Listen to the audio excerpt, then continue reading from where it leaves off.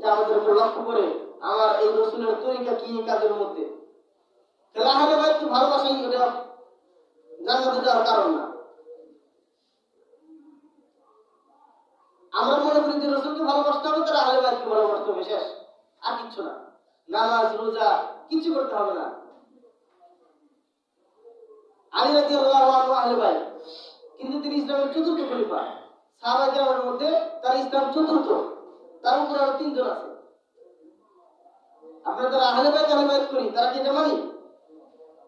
রাসূল পাক সাল্লাল্লাহু আলাইহি ওয়াসাল্লামের ওফাতের পরে তার খলিফা হয়েছিলেন আবু বকর রাদিয়াল্লাহু আনহু। তার মর্যাদা সবার উপরে সাহাবাদের মধ্যে। রাসূল করিম সাল্লাল্লাহু আলাইহি ওয়াসাল্লাম বলেছেন, আবু বকরের একটা আমল সারা দুনিয়ার সমস্ত মুসলমানের আমলের চাইতে বেশি।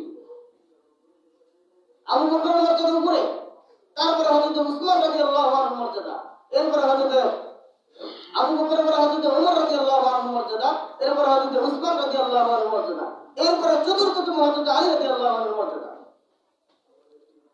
আল্লাহ পাক রব্বুল আলামিন যাকে যে মর্যাদায় ভূষিত করেছেন, রাসূল সাল্লাল্লাহু আলাইহি ওয়াসাল্লাম যাকে যেভাবে নিয়োগ করেছেন, আমাদের সেভাবেই ভালোবাসতে হবে।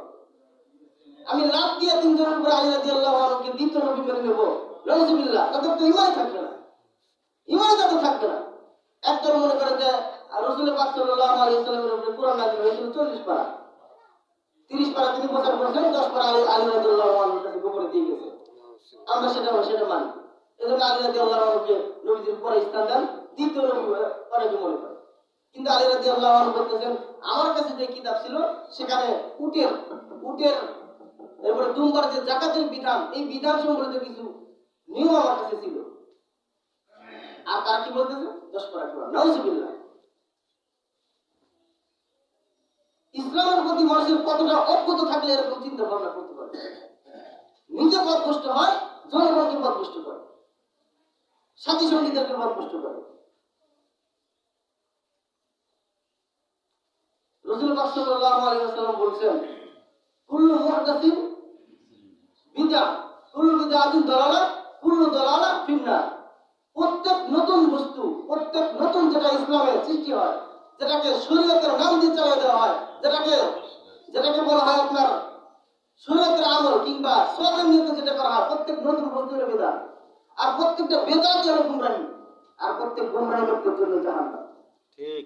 রাসূলের হাদিস অস্বীকার করার কোনো সুযোগ নাই। বুখারীর হাদিস, বুখারীর প্রত্যেকটা হাদিস পড়ার শুরুতে এই হাদিস বলা হয়। বুখারীর দর্শে গিয়ে বসে রাখবেন, অস্বীকার করার কোনো সুযোগ নাই। অস্বীকার করবেন, ঈমানই থাকবে না। আল্লাহর কথা যেমন অকাট্য সত্য, নবীর কথা সেরকম সত্য। পার্থক্য হলো আল্লাহ বলছেন, পার্থক্য হলো নবী বলছেন। চোখের দেখা ভুল হতে পারে, কানের শোনা ভুল হতে পারে, কিন্তু আল্লাহর কথা, নবীর কথা এক চিমটি পরিমাণে ভুল হবে না। ঠিক।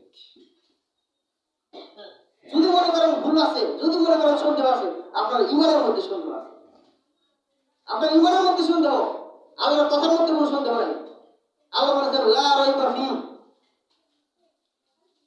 আমাদের জ্ঞান কতটুকু, আমাদের ব্রেন কতটুকু আছে? ওই সাহাবাদের যুগে, নবীর যুগে আরো বড় বড় পণ্ডিত ছিল, তারা পারে নাই। চ্যালেঞ্জ করে তারা পারে নাই, কোরআনের সাথে চ্যালেঞ্জ করে তারা হেরে গেছে। ওদের যে ব্রেন ছিল, ওদের যে মাথা ছিল, তার 4 ভাগের 1 ভাগ, 10 ভাগের 1 ভাগ আমাদের নাই। আমাদের ওই আকল দিয়ে চ্যালেঞ্জ চলবে না। গাঞ্জা বলে নিয়ামত আল্লাহ, নাউযুবিল্লাহ। গাঞ্জা আল্লাহ নিয়ামত, আল্লাহ তো বানাইছি খাওয়ার জন্য।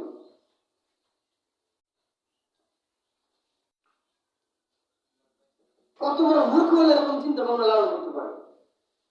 এরা তো খালি নিজেরা মূর্খ না, নিজেরা শুধু গুমরাহ না, তাদের সাথী সঙ্গী যারা আছে তাদেরকে যারা অনুসরণ করে, নিজেরাও গুমরাহ, অনুসারীদেরকে করতেছে গুমরাহ। মানে দল ধরে জাহান্নামে যাওয়ার চিন্তা ভাবনা। তুই যাবি, যা, আরেকজনকে দেওয়ার কি দরকার? তোরা তো সবাই যদি জাহান্নামে যা, আরেকজনকে দেওয়ার কি দরকার? আল্লাহ পাক রব্বুল আলামিন আমাদেরকে সঠিক বুঝ দান করুন, ইসলামের সঠিক বুঝ আমাদেরকে দান করুন, সঠিক জ্ঞান দান করুন, আমাদেরকে পরিপূর্ণ ঈমানদার হওয়ার তৌফিক দান করুন। যারা তার কাছে সুন্নাত পড়ে, তার কাছে কামল সুন্নাত পড়ে।